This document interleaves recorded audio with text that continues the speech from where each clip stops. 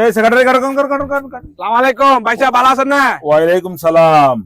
Secretary সাহেব, ওই chairman সাহেব ডাকিলো গেছে, ডাকিলো যাই আপনার ব্যাপারে একটা কথা বললো। কি কইছে ভাইসা? ওই চেয়ারম্যানের কন্ট্যাক্ট করা চালু সেখানে আপনি বলে অসরসর করিয়া লেছেন। ও ভাইসা, হারামনা একারে কিরকা করতে মানবো। চেয়ারম্যানে উবের কথা কা দিয়েছে না, আরে তুলে দিছে। না না, আপনি আর কথা কইেন না, চেয়ারম্যানের ব্যাপারে মিছা কথা কইয়ের মতো লোক না। ইয়া ও ভাইসা, জামিলা কি বড্ড জানলে কোন?